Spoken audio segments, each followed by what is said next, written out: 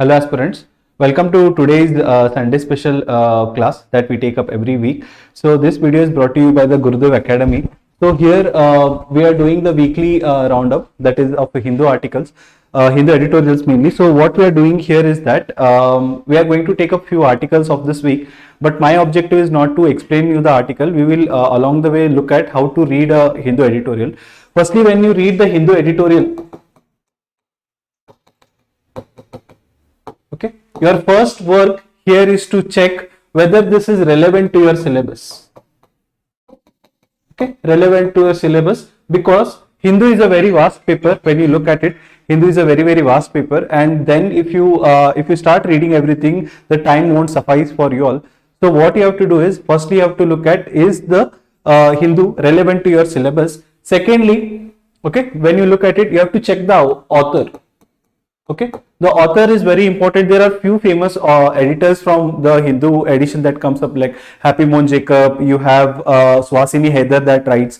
You also have R.K. Narayanan, who writes occasionally. You also have Shashi Tharoor writing articles. So these are some of the important personals whose editorials are very important for you all. So what I want to say is that the author name is very important. Please check if it is written by any political party leaders or related to any political issues. Please skip such editorials. But if such editorials is written by any member of the parliament, then that article is very important. Occasionally the vice president as well writes some of the articles here, the previous vice president. So if the author is from a political party, please ignore it. Thirdly, analysis. Okay, what points you have to take out from the Hindu editorial? See, the Hindu editorial has a proper introduction. Introduction is mainly about what the issue is. Okay, sometimes the definitions are given, sometimes data are given. So you can borrow this data and add it in your answers. It will enrich your answers. It will allow you to gain more marks. Okay, so introduction is there. Then in the body, okay, then in the body, there is critical analysis.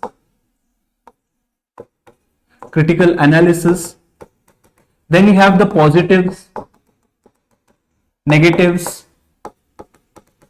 Okay, then you have constructive criticism. See, this third part, the constructive criticism, is very important for you all, because what happens here is, here in the Hindu, they are not only providing you with the positives and the negatives, but in the end they are also giving the solutions. Okay, so here when the solutions are given, the solutions are not given in a biased manner. It is constructive criticism that is given along with the solutions here. Then you have introduction, body, then you have the conclusion, that is the end remarks.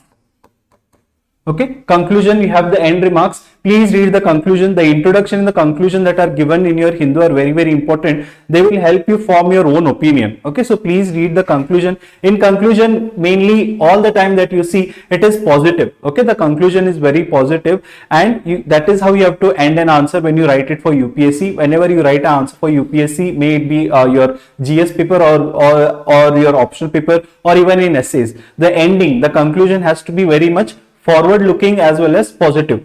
Then one more aspect about your Hindu editorials is the data given. Okay, see, when you are making notes, it is not compulsory that you make notes of every data that is given. The data should be relevant to your answers. Okay, so gather the reports, gather the data which are only relevant to your syllabus. This, if you mention in your answers, when you are writing your answers, you will get extra marks, like you will get extra edge. Okay, so please don't skip the data here. Data are very important when it comes to your mains exam. Fine. So we will look at this article. Firstly, when you look at the article, okay, you have to recognize in which part of the mains paper is it. Like here, PMLA Act verdict due process will be bulldozed. Okay, so when you look at it, this is related to your GS paper 2. Okay, that is your polity and public administration. Fine. So first you have to recognize under which paper it is under your main syllabus. Then you look at the author. Okay, when you look at the author is a advocate practicing in Supreme Court of India. Fine. So the views that are given by this author will be legitimate and authentic. You can depend on this author now. Okay, once you are done with it, first you look at the introduction. In the introduction, what is given is about the matter. What was the matter here? The matter is related to the recent verdict given by the Supreme Court in the Vijay Madan Lal Chaudhary versus Union of India case. What was the case about? The case here was a petition filed by Madan Lal Chaudhary. Here the Supreme Court was reviewing some of the provisions of the Prevention of Money Laundering Act. Okay, so the petitioner here said that some of the provisions of this Prevention of Money Laundering Act is denying due process of law as well as denying some of the fundamental rights to its citizens. So we'll look at what the issue is here. So we saw what the context is. Then before we move on, you have to understand what a predicate offenses. See, for PMLA Act to be applied, there has to be an offense. That is, think if a robber, okay, he has made a theft of 100 crore rupees. Okay, if he has made 100 crore rupees theft, then PMLA Act will not apply on it. The PMLA Act will apply only if this 100 crore rupees is being used in illegal activities like trafficking, okay, or some other illegal activities like your Benami property. Okay, so when the PMLA Act will only apply when there is another offense attached to it. Okay, when the monies are being used for illegal transaction, like how you see predicate offenses, it comes into action. There should have been another crime from which monies were derived. That is, the monies were derived from the theft, and then when illegal property or illegal transaction were made, then only the PMLA Act will be applied here. Okay, that is the speciality of your predicate offense and PMLA Act. Moving on. So what are the issues that were discussed in the Supreme Court regarding this petition here? Okay, so when we look at this, the major deviation is non-issuance of ECIR report. See, when an offense happens, there is always a FIR file, and the FIR copy is also given for an accused. But here under PMLA Act, whenever a crime is being committed under your this one, that is your PMLA Act, Prevention of Money Laundering Act, the ECIR report is being filed. This enforcement case information report is not provided for the accused. The accused does not know under what provisions or under what offenses he has been imprisoned here. Secondly, here the forcing the person to state the truth or also amounts for self-incrimination. See, self-incrimination is not allowed under your Article 20. Okay, so you have already a fundamental right under Article 20, but still under the PMLA Act, self-incrimination is allowed. So this is violating the fundamental right, yet the Supreme Court was not in favor of removing these provisions. Okay, this is what the deviation is from the basic constitutional laws. Then we have judiciary can grant anticipatory bail only if the court believes that the accused is not guilty. See, anticipatory bail can be given even when the prosecution is going on, even when the investigation is going on. But here under PMLA Act, which is a civil case, okay, which is a civil offense here again, in such cases as well, the anticipatory bail, okay, is not provided during the time of investigation. It has to be only provided if the court believes that the accused is not guilty. Okay, so these are denying your fundamental rights. Basic fundamental rights are being denied here. Then common and non-graded punishment for anyone related to money laundering. Okay, see, the court considers money laundering as a serious offense. In the statement made last week, the Supreme Court said that money laundering is a serious crime as a terrorism. Okay, as terrorism. If a person is accused of terrorism, if he is found guilty of terrorism, the Act provides for imprisonment of more than 10 years. And very, very harsh punishment. Sometimes it is life imprisonment. But here under PMLA Act, that is a Prevention of Money Laundering Act, the maximum imprisonment is up to 10 years. Okay, so there is no balance of what the court thinks here and how the law has been framed. The major deviations that we are studying here, the major deviations are what? The major deviations are that the laws, the provisions in this Prevention of Money Laundering Act here, the provisions are not consistent with the constitutional laws here. Then Then what are the reasons for error? Okay, we'll see what are the reasons for error in the PMLA in the face of specific fundamental right challenges, that as I told you again. Okay, so here again the fundamental rights are not in balance with the PMLA Act, and hence the fundamental rights should be given more primacy. The Constitution always says that fundamental rights is the basic feature of the Constitution, and the fundamental rights should be over any laws done by the legislative bodies here. But Supreme Court has come in favor of your validity of this PMLA law. Here, one more important point is the maximum punishment under PMLA law is 10 years. Okay, imprisonment. Whereas there are so many offences under regular penal law that are punishable with life imprisonment or death, where none of these draconian provisions apply. So coming back to this slide. Okay, here this slide. Imagine if a person has committed murder. Okay, and he is the accused. Okay, and he is the accused. He may get anticipatory bail. Okay, if the court finds it that the accused is not guilty, and the court feels that until and unless the prosecution is completed, that person cannot be claimed guilty, and he may get the anticipatory bail. But when we look at the PMLA Act, okay, PMLA Act, even though the prosecution is on, even though the person is not found guilty, he may still be denied the anticipatory bail here. So again, what this article is trying to say here is that the PMLA Act, the Prevention of Money Laundering Act, is compromising. Okay, is compromising the due process of law. What is due process of law here? Due process of law here is that the acts done by the legislative body, they have to be consistent with the constitutional laws. Here the PMLA law that has been brought by the legislative body, it is not consistent with your constitution, because it is violating few provisions of the fundamental rights here,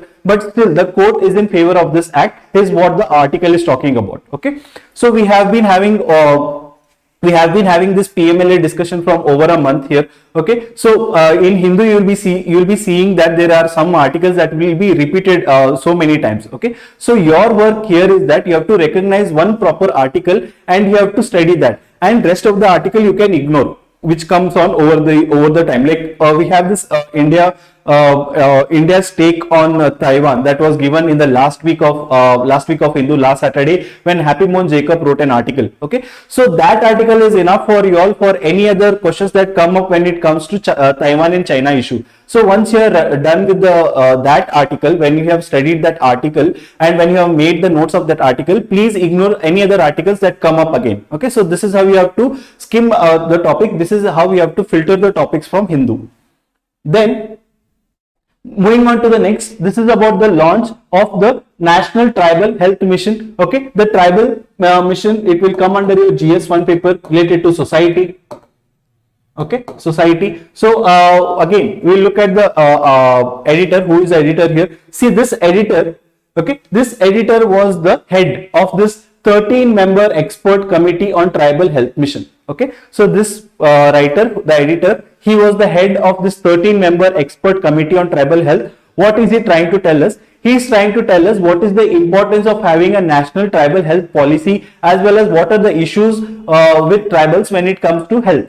Okay, firstly we look at some of the data related to your tribal population. See, according to the census of 2011, nearly 11 crore scheduled tribes live in India, and India is the second largest country in the world in terms of tribal population. Okay, so what the article talks about next is the first national report on the state of India's tribal people's health. Okay, so this was the first report which specified and which studied the tribal health report. Okay, so this report here, it has been released. Okay, it has been released. The report was submitted in 2018, but the studies have not yet been released. Hence, the author has come up with his own criticism as well as the realities with when it comes to the tribal data here. This study, it took almost 5 years to complete. Okay, one more point. Then when we look at what are the data given, see the data are very important here. Some of the data that are mentioned in the newspaper are very important. Firstly, what is the findings of the report? Okay, what were the studies taken up by this committee here? The tribal areas are concentrated in 809 designated blocks of scheduled areas However, more than half of the Indian tribal population lives outside the scheduled areas. See, the scheduled areas are defined under your Schedule 5 as well as Schedule 6. What the schedule areas provide here is that these schedule areas can have their own governance. Okay, they can form their own policies and all when it comes to health. But when you look at the finding here, the first finding says that most of the tribal population is living outside the scheduled areas. Hence, they are outside the governance, and that is why they are not getting the proper health facilities. Here is what the author is telling. Secondly, they talk about that though there is a decline in under 5 child mortality rate across the nation, but the percentage of excess under 5 mortality among ST in comparison to other has widened. The author, what he is trying to say is that under 5 mortality, okay, under 5 mortality has increased in tribal areas when compared to the total population of the India. Okay, so it is highest among the tribal areas. Then child malnutrition. Okay, see, since these all problems, that is your child malnutrition, evidence of malaria, tuberculosis, non-communicable diseases are increasing, primary healthcare facilities are deficit. Okay, government healthcare, tribal population lack fund and human resources. See, these all are happening again because of the first point. That is, most of the governance that takes place when it comes to tribal areas, they are excluding half of the tribal population. So when we look at it, it is a very major issue. Okay, the author also highlights that there is a problem of designing, planning as well as delivering of the health policies to the tribal population here. So these are some of the findings that the committee has submitted to the government here.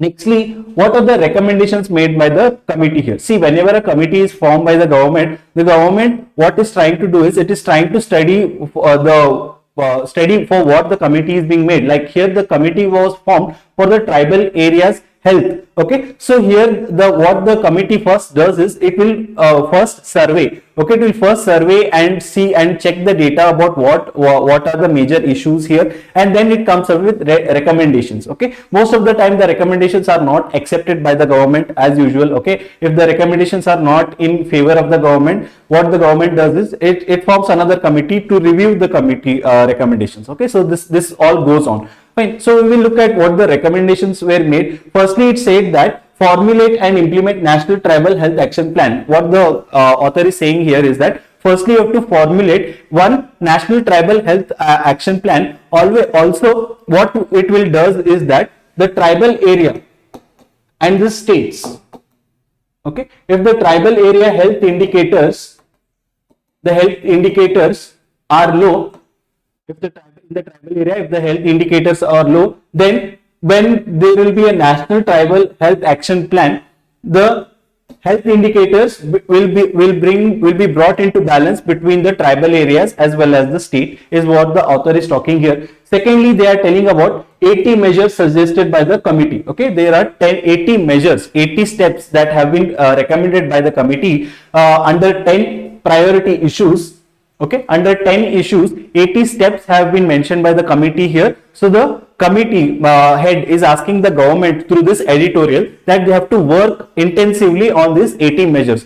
Nextly, they are talking about allocation of funds. Okay, it is allocation of funds so that the per capita health expenditure increases. See, whenever you read about a scheme, whenever you write anything in your answers when it comes to schemes or anything, the one point that will remain common for every scheme, every issue is that you have to increase the additional funds. Okay, so these are the minute points that you have to gather from the Hindu. Okay, you have to what you have to do with Hindu is that when an issue is mentioned in Hindu, you have to make a 1000-word framework. Okay, 1000 words framework, and that will help you all in not only essay writing, it will help you all in your answer writing as well. 1000 word for every topic mentioned in your syllabus is enough. Okay, don't go on reading everything. You are not here to do PhD or double degree or anything. You are here to pass exam. So your studies have to be exam oriented. Okay, so limit your resources.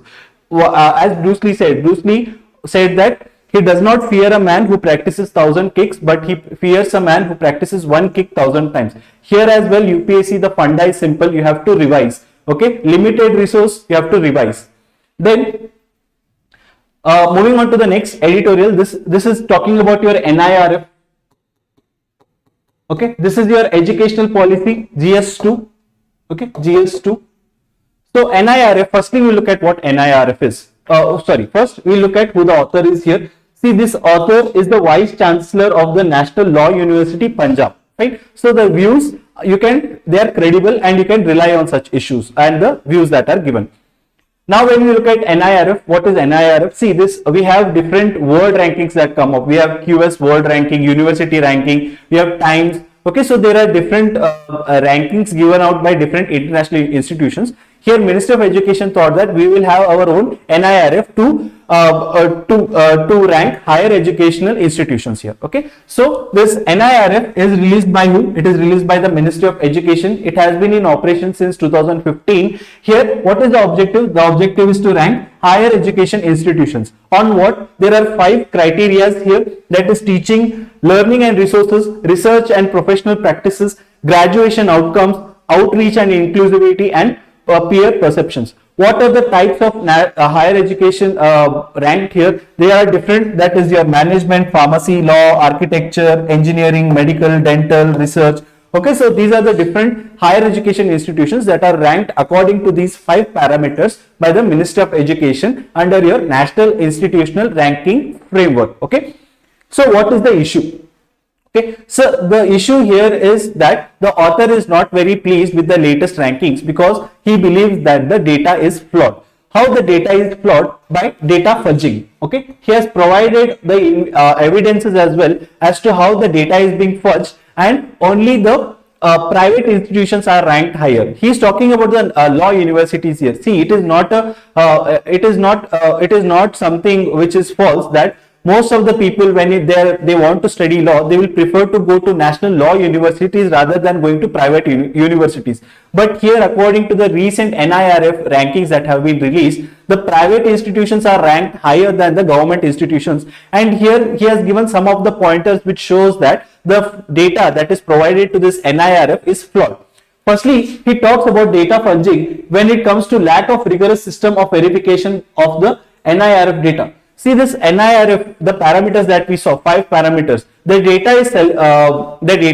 is sent to this NIRF website voluntarily by the institutions here. So when this data is submitted, there is no cross-checking by the NIRF again. That is, the Ministry of Education is not cross-checking this data. They are just accepting the data that is provided by the private institutions. The private institutions here are fudging the data. Like, see, what they are doing here is that whatever the finances that are provided for the research, they are giving higher numbers. Like research, some of the institutions are saying that they are providing 5 lakh for the institutions, that is the private institutions, whereas the government institutions, since the funds are released by the government, since they have the actual data, they are saying that 1 lakh is provided by the government institutions here. Okay, so here the ranking is given, higher ranking is given for those institutions which are providing higher funds for your research here. So this is again flawed, because the institutions are saying that they are giving 5 lakh, but it is not verified by your NIRF or the Ministry of Education. Secondly, they talk about applying the same parameters across various disciplines in research and professionals. Okay, so when it comes to research, there should be different parameters to different streams. Like the research, when it is done in engineering, most of the funds there are used very less. The funds allocations is very less because you don't need much funds when it comes to research in engineering. But when it comes to research in medicines, when it comes in research in dental health or medicinal health, the funding has to be more. But when we look at the rankings here, the parameters are the same for all the types of research that is going on, as well as what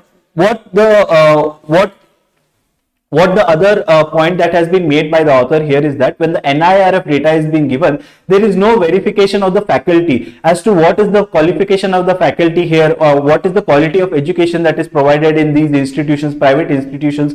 So these are some of the aspects that is worrying the author here, and he has mentioned that the NIRF rankings, the data is flawed, and there has to be upgradation of the parameters, as well as there has to be a mechanism for the cross checking of this data, is what the author is mentioning here. Then moving on to the next one. See here, this is another article that talks about moving policy away from the population control. Here this is related to your GS1 again. Okay, society and demography. So here when we look at what the issue he is here, firstly we look at who the authors are. They are authors of the International Institution of Population Science, Mumbai. Okay, they are the fellows of doctoral fellows of the International Institution of Population Science. When we look at the introduction, okay, what is the introduction about? The introduction talks about the recent report submitted by under UN. The report name is World Population Prospect 2022. Okay, there are some of the data given here. The data is very important. Some of the major data here is that India will surpass China with a population of 140 crores in 2023. That is, in the next year, India will be the most populous country in the world. Then this is 4 times the population India had at the time of independence. Okay, India is currently at the 3rd stage of demographic transition. See, what is the 3rd stage of demographic transition? The 3rd stage of demographic transition is that the birth rate is falling. I'll explain how in the next slide. The birth rate is falling, and hence the population will start to stabilize. Okay, the population growth rate will start to slow down here. Then why is India experiencing slow growing rate here? Firstly, there is low mortality. Okay, the low mortality rate is providing for what? It is providing for slow growth rate. Secondly, declining fertility rate. Okay, the TFR that we'll look in the next slide. The TFR has been declining and it has reached a stage of 2.1. Then India had a population growth rate of over 2% in 1960. At current growth rate, it is expected to fall by 1% by 2025. That is, by 2025, the population will peak. Okay, it will peak and it will start to decrease. Okay, by 2025. Remember 2 years here. 2023 will be the year when India will be the most populous country in the world. 2025 will be the year when India's population will start to decrease. Okay. So, what is total fertility rate? First of all, total fertility rate, it is the average number of children expected to be born to a woman during a reproductive year of 15 to 49 years. Okay. So, when we look at the history, India had a TFR of 6 during independence as well as 1950s, but over the years it has decreased so much that presently it is 2.1. According to the NFHS data here, that is your National Family Health Survey. Not every state in India has achieved the TFR. There are few states in the north as well as in the northeast, like your Bihar, Jharkhand, Manipur, Meghalaya and Uttar Pradesh, where the TFR is still on the higher side. There are reasons given why this TFR is on the higher side. Firstly is your high illiteracy. Okay, high illiteracy as well as low contraceptive usage, as well as you have low female workplace participation. Okay, these all reasons contribute to higher TFR. Okay, so these are the reasons. Moving on to the next part. Here the author talks about the demographic dividend. See, over the last 2 weeks we have been talking so much about the demographic dividend. I don't need to explain you what demographic dividend is, but still, demographic dividend is that the higher proportion of the total population is in the working age, that is 15 to 59. Okay, 15 to 59. Here as well, there has been some data provided, that is according to the report. Okay, according to the report, in the next 25 years, India will be having the highest workforce. It will be having the highest working age population. And previously as well, last week as well, we had seen the an article which said that how we should be using the demographic dividend and what are the issues related to the demographic dividend. The same has been mentioned here again. See, that is what I told you, that you have to start filtering the data here. I've purposely taken this article because when such repetition is being done, you have to skip it. You don't need to read everything. Okay, you can skip it very easily. Fine. Then, when we look at the concerns associated with rising populations, what are the concerns regarding to the rising population? See, India is going to be the highest populous country in 2023. So, there are few issues here. That is, the population is still set to grow for 3 to 4 decades. Okay, though the population will start decreasing, the population will start stabilizing by 2025. Still, the population will grow in the next 3 to 4 decades. And one more issue related to your population is that increased male dominant sex ratio. Okay, even though the population is increasing, the sex ratio is not being able to balance out. It is increasing, but it is not good for the coming population, is what the author is saying here. What is the challenges Okay, challenges in harnessing the demographic dividend. That is, what are the problems India is facing when it comes to demographic dividend. Firstly, it is saying that the quality of education, okay, quality of education is not up to level to harness this demographic dividend, and also inadequate basic skills for modernized job market. See, the Indian one example I can take is the engineers. Okay, the Indian engineers are not industry ready. The skills that are needed for an industry are not provided in the Indian education system when it comes to engineering. That is what the author is highlighting here again. Then what are the reasons? Then one more is your poor health parameters. Okay, poor health parameters like the reproductive woman is anemic, every third child below 5 is stunted, the rising share in the non-communicable diseases, that is your diabetes, hypertension, depression, as well as Indian healthcare structure is highly inadequate and inefficient. Okay, these are the repetitive points. These points, when you pick it out, you can write it anywhere. Okay, so these when you look at these issues that have been mentioned here, you can use this in skill development. Okay, why India, whenever if there is a question why India does not have proper skill development, if there is issue related to population, okay, if there is related to your HRD, okay, they ask what are the problems related to human resource development. So these points, when I have mentioned here, these you can repeat in any questions when it comes to societal issues. Okay, so that is the benefit of this article here. Then what are the achievements of India at 75? Okay, what are the achievements of India when it comes to population issues? That is improved sex ratio. Okay, the sex ratio has improved from 950 to 1000 now. Okay, it is expected that it will be such in 2022. The life expectancy has improved from 32 years in 1947. Now the life expectancy is around 70. The infant mortality rate has fell down. Under mortality rate has declined, maternal mortality rate has decreased.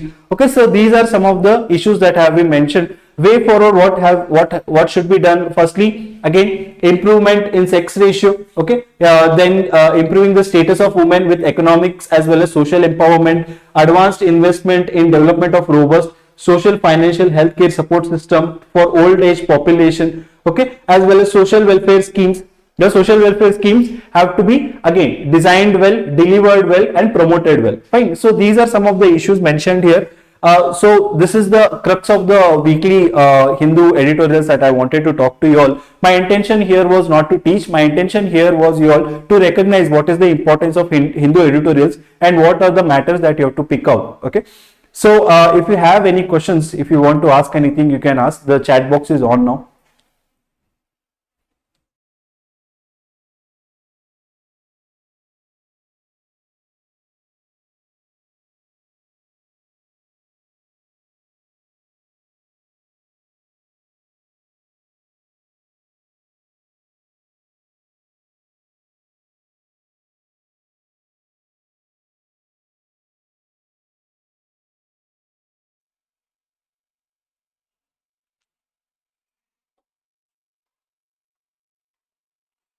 Yes, so you have any doubts regarding anything, do ask. Do ask.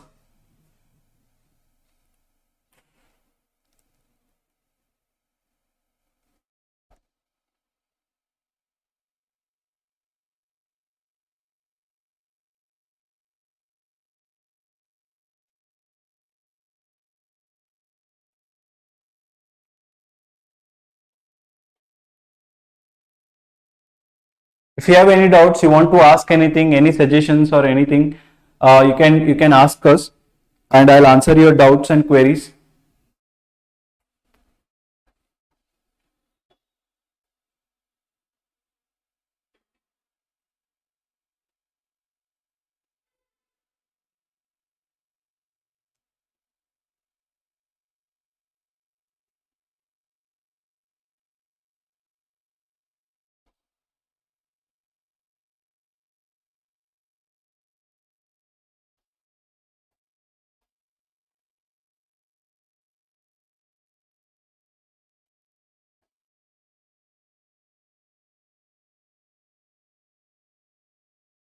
Again, tomorrow we'll be having the start.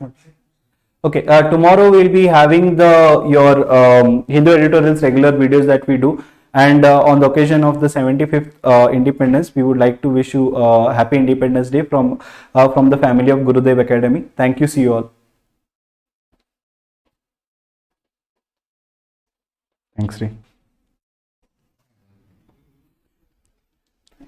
Yeah, so there has been one question. How questions may arise on Amrut Mahotsav? Tell us about it. See, the questions may come regarding your firstly your flag code. Okay, flag code. What are the provisions regarding the flag code? You can study about that. Secondly, what is the significance of such celebrations? Okay, so recently we had this a few years back. We had this issue where the Supreme Court had asked the national anthem to be played before every movie beginning. So when you look at the issue here, what the Supreme Court were tried to do here is not to inculcate patriotism or anything. It wanted to show that everyone is one, because when a national anthem is played, everyone stands and respects the national anthem as well as the national flag. So when we are doing this Azadi Ka Mahotsav, Amrut Mahotsav, as well as Har Ghar Tiranga, when you see the national flag being placed on top of every houses, so the feeling that the government wants to impart here is not patriotism, but to show oneness and to celebrate the 75 years of our independence. Okay, so when it comes to Amrut Mahotsav, you can look at the flag code, what the flag code is, and what are the provisions of flag code, as well as secondly what is the significance of such celebrations, and thirdly they may ask you what is the importance of national emblems. Okay, so these as well as you have to know the facts about national flag. Okay, who designed the national flag, when was the first national flag being flown and all. Okay, so these are some of the issues you can check. Any other questions you can ask? Thank you for the question, Anil Kumar. Any other questions? We'll wait for one more minute. Okay, one more minute. If you have any questions, any doubts, you can ask.